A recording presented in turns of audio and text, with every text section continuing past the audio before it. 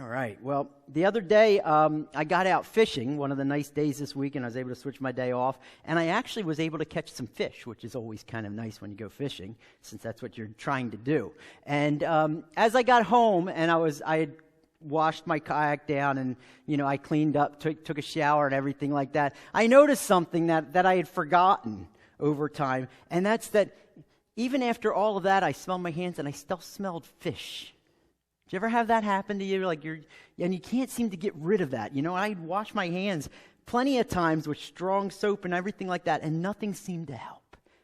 And then I remembered, as I looked down at my bathroom sink, and I remembered something from when I used to work on the boats as a teen, when I used to clean fish all day.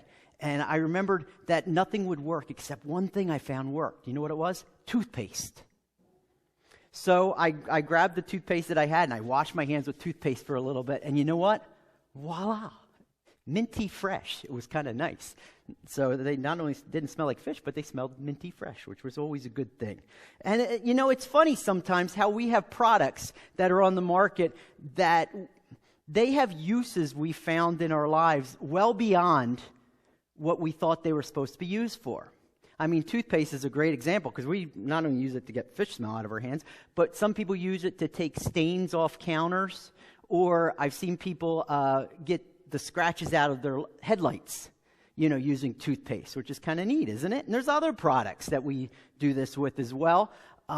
Lighter fluid, lighter fluid's great because we can light things on fire, which is always a good thing. But do you know that you can use lighter fluid to get like stickers off surfaces or like glue when there's like glue residue? If you use a little bit of lighter fluid, you can get that off, and it comes right off. Amazing, huh? My wife will attest to this. Scrubbing bubbles. How many people have scrubbing bubbles? Well, beyond just making your shower look nice and clean, she found it's great at killing spiders. So anytime you see a spider, she just sprays it with scrubbing bubbles, and they're clean, dead spiders then, which is always a good thing. And then I like watching some of those survival shows, and I learned this from Bear Grylls, that if you're out in the wilderness and you can't find any dry wood and you need a fire, do you know you can use Doritos as kindling and light Doritos on fire? Isn't that cool? And it's amazing how things can be used for things beyond their purpose. And when it comes to our spiritual lives, this is also true with the way God works. And especially sometimes the way we approach God. That God works beyond what we often come to Him about. Sometimes we come to God and we think, well, I got to come to God because I'm in a crisis in my life. I need rescue. I need these things in my life, and I need help. But do you know God often works beyond even that for us and in our lives when we come to Him for just rescue? In fact, Paul notes this in Ephesians, where he says, now to Him who is able to do far more abundantly than all we ask or think, according to the power at work within us and Jesus in us. So God can do a lot more than I think sometimes we give Him credit for, or we come to Him for even.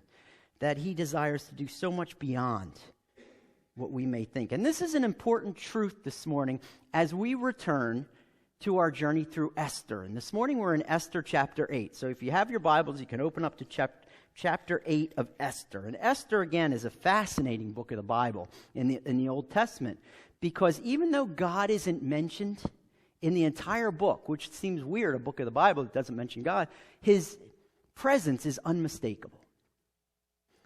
I mean, even though it seemed to these Jews who were in captivity under the Persian Empire that God was nowhere, we discover as we're going through Esther that God is now here. He's right there, all along, and He's working. In fact, He's present all the way through this story of Esther. He's present in the king's decision to choose this young Jewish girl named Esther to be his new queen. God is present when a guy named Mordecai, who's Esther's cousin,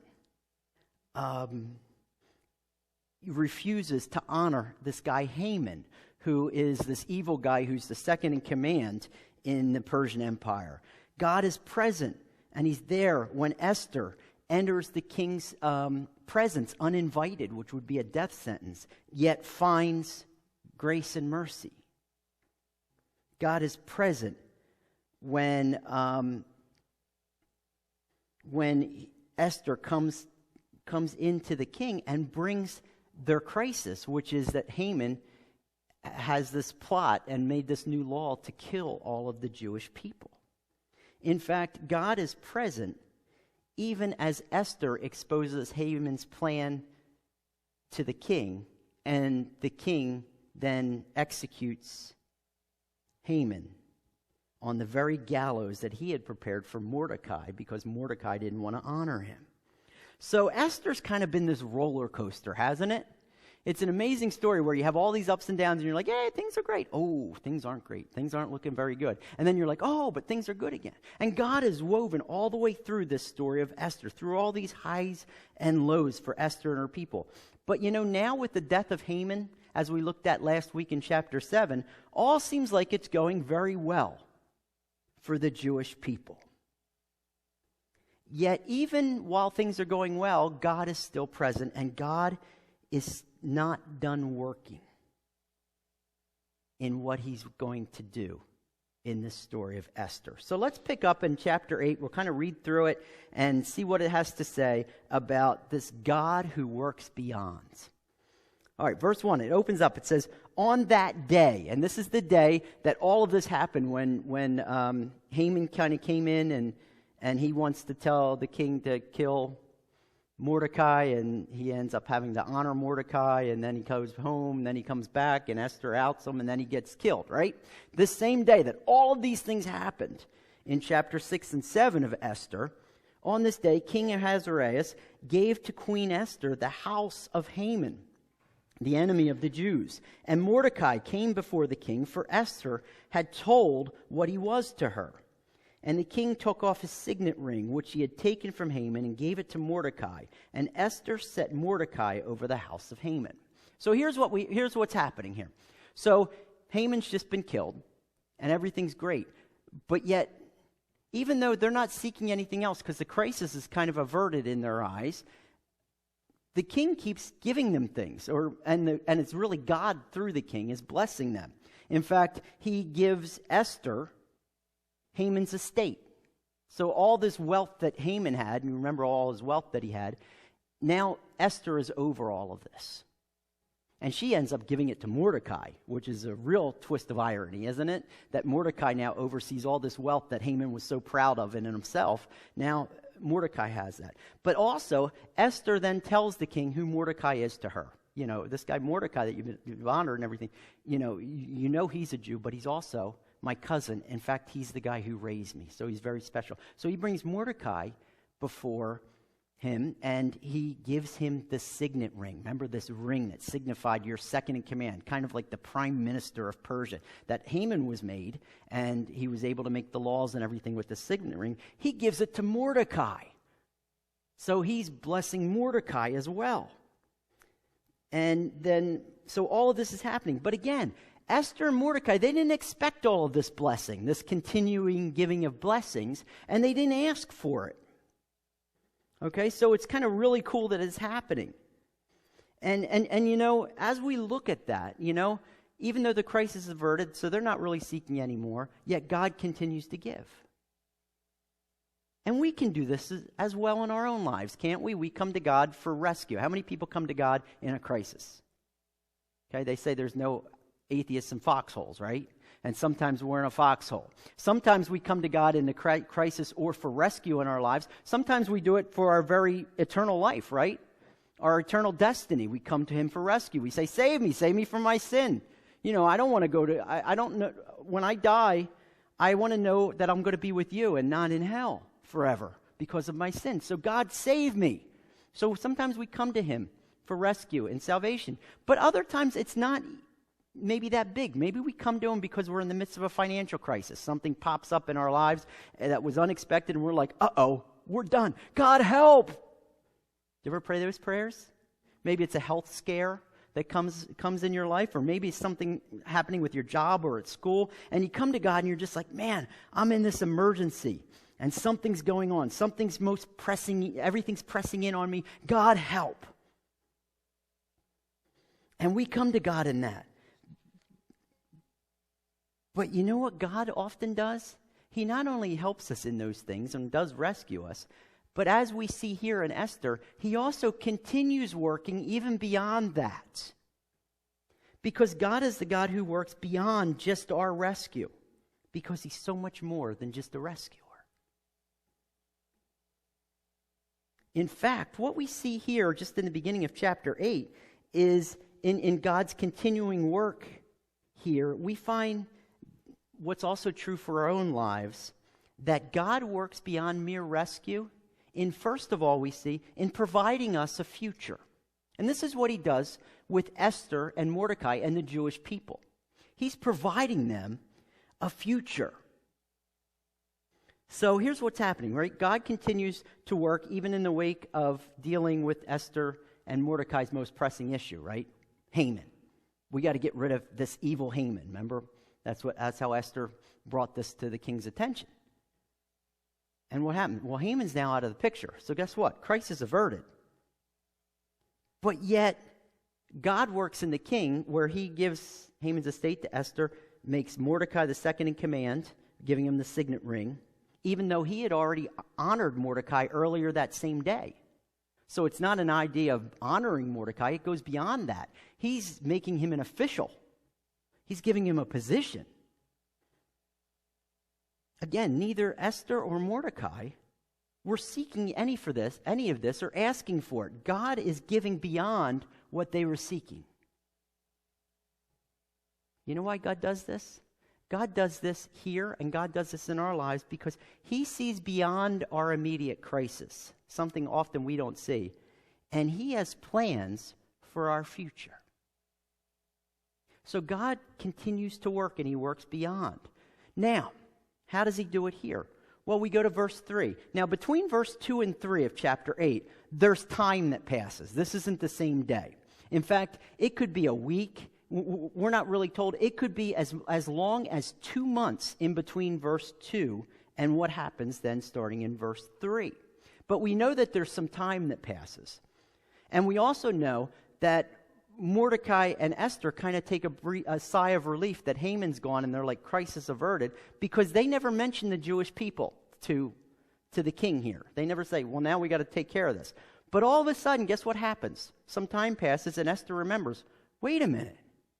That law that Haman wrote, even though Haman's not here, that law is still on the books. So the Jewish people are still doomed later on this year, on the 13th day of the 12th month, when this law takes effect, that all the Jews can be killed. So Esther realizes this, and she risks her life again by entering into the presence of the king. So the king's in his throne room again. And remember, if you go into the king's presence uninvited, it's a death sentence, unless the king extends mercy. Remember that golden scepter kind of represents Jesus, and he extends it out and says, all right, I accept you. Now you can speak. And you're not going to be killed.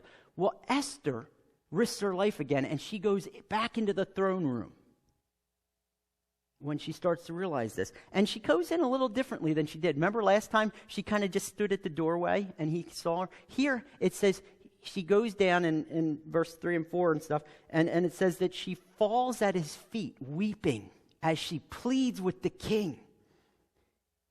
And it goes on in this passage to say that the king extended the golden scepter to her. So he says, you're okay. What do you want? You know? And she then asks and says, you need to revoke this law of that Haman wrote. You need to revoke that law because it's out to destroy the Jews throughout the Persian Empire. And I can't bear to see my people be destroyed. And that's the end of verse 6 where she says that to the king. Says, you can't. You have to turn this over. You're the king. So now once again, there's a major crisis that pops up later on, right? So we have this high, low, high again, right? And even though this crisis pops up, guess what? God's already in it. God has already been working since the last crisis. God worked beyond that one to prepare for something that would happen in the future. Look at verse 7.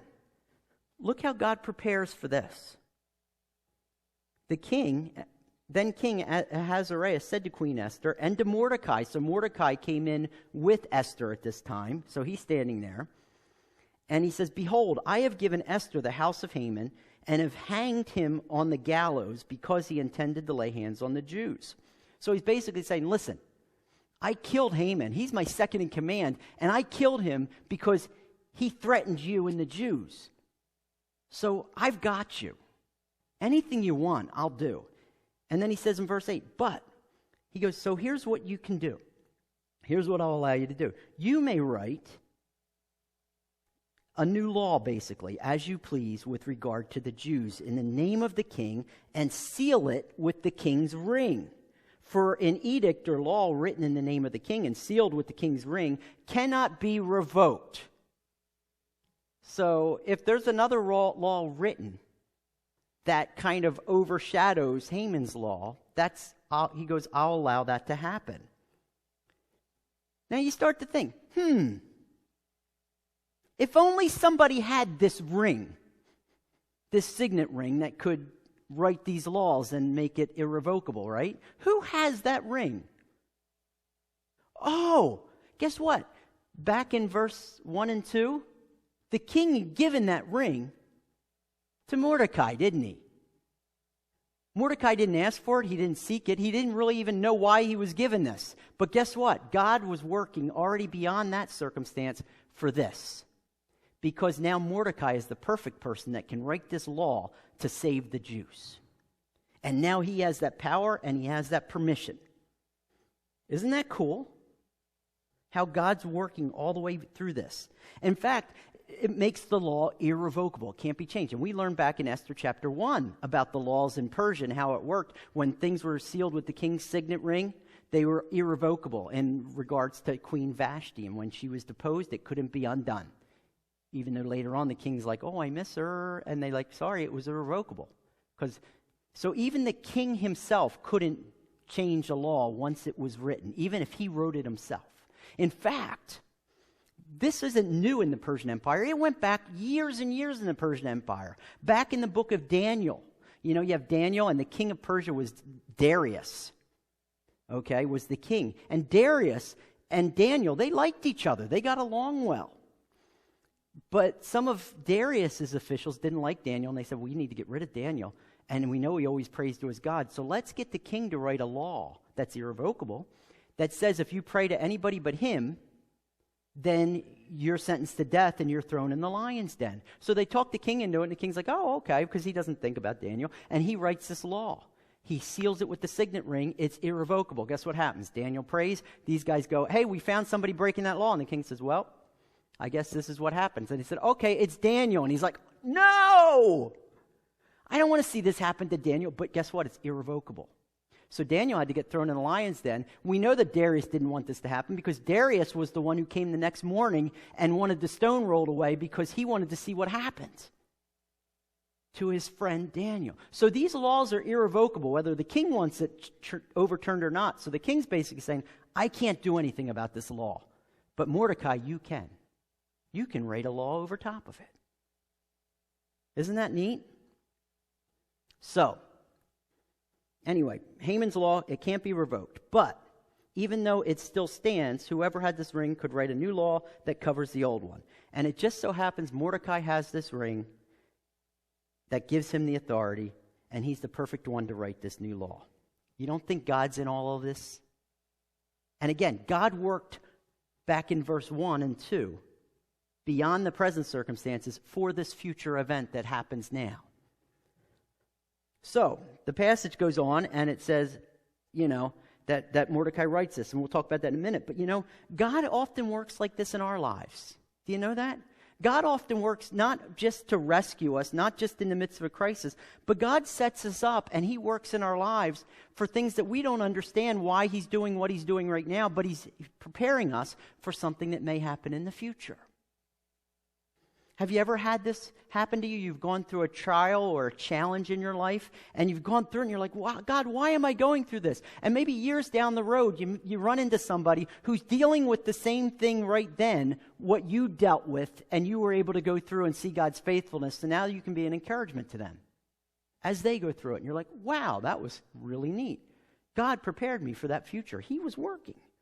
Or maybe it's sometimes God deposits things in us. You know, have you ever read the Bible and you're studying the Bible and you look at a passage and you're like, that doesn't apply to me at all right now. How am I going to put this into practice in my life right now? And sometimes you're just like, well, I guess I just learned something. That's at the very least. But then 6 months down the road or a year down the road, you're going through a situation and God brings something to mind. You're saying, I remember reading that somewhere. Oh, yeah. Wow, this applies now to something that happens in the future that I'm facing, that God then brings to mind, that he deposited us way back when we didn't think God was doing anything, but God was working beyond. Sometimes he gives us an experience or a blessing that he uses to prepare us for something that we may face later. Have you ever had a financial blessing come your way and you're like, wow, that was really cool, but it was because there's a financial need that's going to come in the future that God was already giving you so that you would have it set. Why? Because God works beyond. And God always works beyond for our lives. And that kind of reminds me of what Paul says in Romans. Paul even talks about this. He says, and we know that for those who love God, all things work together for good, for those who are called according to his purpose. You see, God uses all these things to work together. Nothing that happens to us is wasted. And if it's not something for us today, then God is working beyond, providing for our future. So let's get back to Esther 8 anyway, and let's look at this law that Mordecai then is able to write that helps protect the Jews. It says, starting in verse 9, it says that he gathered together the king's scribes to begin to write all of this, and here. And that it's going to be dictated. It's addressed to, this new law is addressed to all the governors of the land, of the empire, all of the officials in the empire, but he also wants it written to all the people in the empire in all their own languages, from India to Ethiopia, 127 provinces. Remember, this huge Persian empire, and even addressed to the Jewish people. He wants this law. So they know about this law. And here's what it should say, verse 11. It says that the king allowed the Jews who were in every city to gather and defend their lives, to destroy, to kill, and to annihilate. Now, these words are interesting because these are the same words that Haman used in his law that he wrote. Okay? But yet, this law is very different from Haman's law. But so they can defend their lives to destroy, kill, and to annihilate any armed force of any people or province that might attack them, children and women included, and to plunder their goods. On one day throughout all the provinces of King Ahasuerus, on the 13th day of the 12th month of the month of Adar. Remember, this is the same exact day that Haman's law takes effect, that where if anybody sees a Jew, they can kill them. Now, Mordecai's law says, if you're a Jew and somebody's trying to attack you, you can defend yourself. In fact, you can gather together and defend yourselves and be ready for all of this. And it says that a copy of this was then written so that it could be issued to everyone and publicly displayed so that the Jews could be ready for this event. So they would be ready to take vengeance on their enemies. So this is interesting, isn't it? Because Haman's law was born out of hate, wasn't it? Anybody sees any Jew, kill him, because Jews are bad. Here, this law is different, even though it involves killing, but it's defending themselves. So it's born of survival. And it says, the Jews can only kill those that are seeking to attack them.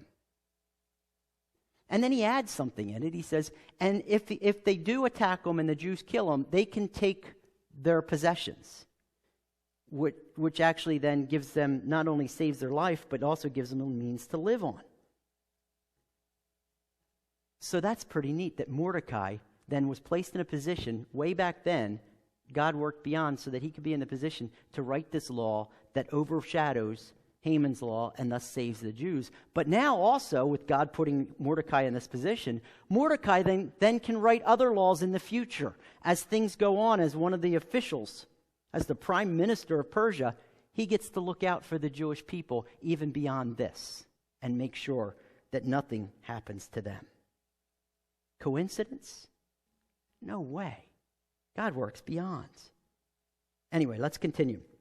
It says, verse 15, "Then Mordecai went out from the presence of the king in royal robes of blue and white, with a great golden crown and a robe of fine linen and purple. And the city of Susa shouted and rejoiced. The Jews had light and gladness and joy and honor.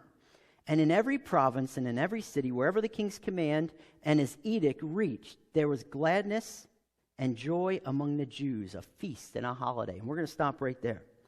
So what we see here, in addition to God providing a future, here God works in Mordecai. And he works in our lives kind of the same way. Beyond just rescuing us, beyond the crisis, he also works in lifting us up. Here, Mordecai is lifted up. He's honored in a way that's really amazing. Basically, Mordecai is made royalty.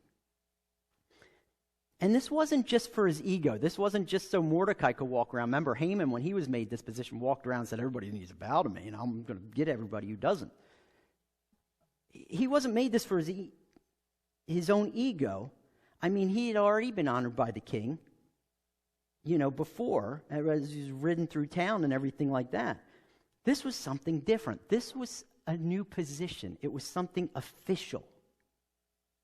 And notice something, that when the people of Susa saw this and saw Mordecai coming, not just the Jews were happy. It says that the people of Susa, the city of Susa, this capital, shouted and rejoiced.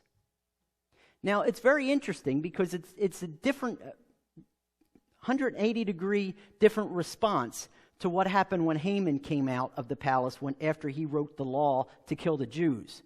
If you remember back when he did that in Esther, it said that the city of Susa was thrown into confusion. Everybody's like, "Man, what just happened? This is not good." Well, now Mordecai comes out, and everybody's rejoicing, and they're like, "This is a great thing. This new law and Mordecai, this is an awesome thing for all of us." The people sensed that there was something powerful happening. And what a difference between somebody who God puts up than somebody who puts themselves up. In fact, the writer of Proverbs says it like this: "When the righteous increase, the people rejoice. But when the wicked rule, the people groan." Isn't that what we see happening here? When Haman was there, people groaned. When Mordecai's there, man, the people rejoice. Why did they rejoice? Because they saw something happening to Mordecai that they couldn't explain except to say, somebody's hand is on him to bless him. You see, they see God's hand upon him. So they're not just seeing Mordecai, they're seeing God and God's effect on his life. I mean, the last time many of these people would see Mordecai or saw Mordecai, he was hanging around the palace, the gates of the palace. And do you remember when Haman's law was passed, what Mordecai clothed themselves in sackcloth, and then he had ashes on his head. Now the next time they see him, he's dressed in royal robes with a gold crown on his head. What a difference! Mordecai's not that great to be able to make this kind of transformation. There must be something that made this transformation for him. Oh, maybe it's this God that he follows. He did say that he wouldn't bow to Haman because he was a Jew. And maybe this faith that he had has something to do with what he has. You see, when the people, the Jews and Persians alike, looked at Mordecai lifted up, they saw clearly that this wasn't Mordecai's doing, but his God who lifted him up. And God does that with us. God lifts us up. God puts us up in positions sometimes where we're successful at work or at school, and we become a focus of something. He doesn't do that so we can sit there and say, "Aren't I great? Didn't I have great success in my life?" And we make it through a crisis in our life. He doesn't do that just so we can say, "Yeah, man, I follow the right thing. I go to the right church. I tithe, and of course I follow this formula, and that's how it works." It's not about us. God lifts us up so that people can see him blessing us, so that they say, "I know him. I know Mark. He's not that great. Wait a minute. Stuff like that shouldn't happen great to him. There must be somebody behind him that's doing that. I wonder who it is. Let me ask him." And I can say, "Well, it's God." You see, God lifts us up so that people can see him in us. He doesn't just bless us for our own enjoyment or our own fulfillment. He does it so that others can see him in us. And that's how God continues to work beyond our mere rescue to so much more. In fact, as we close out chapter 8 here, there's one thing right at the end, and I didn't read it, but the end of verse 17 is very interesting. Because it has something, and really when we're reading through it, we might miss it if we don't stop on it. So I want to stop on it. Okay, look back at verse 17. It says, in every province and in every city, wherever the king's command and the edict reached, there was gladness of joys among the Jews, a feast and a holiday, which was great. But then look at this. At the end of verse 17, it says, and many from the peoples of the country declared themselves Jews, for fear of the Jews had fallen on them. And you may look at that and say, all right, well, these people are just afraid. They're afraid they're going to get destroyed because now the Jews can go out and kill anybody they say is their enemy, so they're going to destroy them. So let's act like we're Jews. That's not what's happening here. They're not afraid of the Jews in the sense of, well, we don't want to die, so we better say we're Jewish so that we don't die. There's something bigger happening. See, the idea of fear here isn't this kind of, they're afraid of Mordecai, they're afraid of the Jews, but rather, there's dread and awe happening together. They see that, again, we can look at it from our perspective, but from their perspective, again, it's a very religious society. Everybody worshiped their own gods, right? Back then, everybody served their own gods, and their gods led their lives. So now all of a sudden they see the Jews' lives take this incredible turn. And now they're in this position where they're safe, and now they have power and all of this. And they're sitting here saying, well, the Jews didn't do this. It must be the God that they follow that is bringing about all these blessings in their lives. That anything that's fashioned against them, Haman had it. He had everything set against him. And yet, he didn't prevail. They did. There must be something to this God. Maybe I ought to check out this God for myself. You see, they're starting to see that all they're seeing happening here before them isn't a coincidence. And even though God isn't mentioned, his presence is unmistakable even to them, that they see God's presence. In fact, this fear that's talked about, it's not the only place we kind of see this happening to people where they want to become Jews or they want to accept the faith of the Jewish people. Remember when the Israelites went into the Promised Land, right? And they crossed over the Jordan River. And they're getting ready to take the city of Jericho. And they send spies into Jericho. And they end up finding this woman named Rahab who hides them, right? And Rahab is telling the spies all about the city, but then she also says, and people are afraid of you guys. In fact, look at Joshua 2. It says, and as soon as we heard it, she says, our hearts melted about how God led them through the wilderness and parted the sea, the Red Sea, and parted the Jordan River. She says, our hearts melted, and there was no spirit left in any man because of you. For the Lord your God, he is God in the heavens above and on the earth beneath. We started to hear about your God and saw all that he worked in you guys to realize, I want this God too for myself. You see, God works beyond mere salvation, beyond our present crisis, beyond rescue, in finally drawing others to him. Do you know that God works beyond what our crisis is and beyond where we say help? God's still working, and he's working for our future, and he's working so that he may be seen, and ultimately he's working to draw others to himself. And that's what we see here happening at the end of verse 17. That you have these people then declared themselves Jews, or literally they converted. Becoming Jews. In fact, there's one commentator, this guy John Martin, who actually says this, that there are things that indicate that some of these people that declared themselves Jews even became circumcised. They look back in some of the history of the Persians, and around this time that this is supposedly happening, there's a number of Persians that go through some of the Jewish ritual. Whoa. And getting circumcised, that's a life-changing commitment there. That's not just me saying, well, I'm going to pretend. There's something real going on. That people see that God is with the Jewish people, and it blesses others. This goes all the way back to the promise given to Abraham back in Genesis chapter 12, when God promises Abraham, and he says, hey, you're going to have many descendants, and you know what? Your descendants are going to be blessed. And you know what? All nations will be blessed through you and your descendants. Or through them, others will be drawn to God.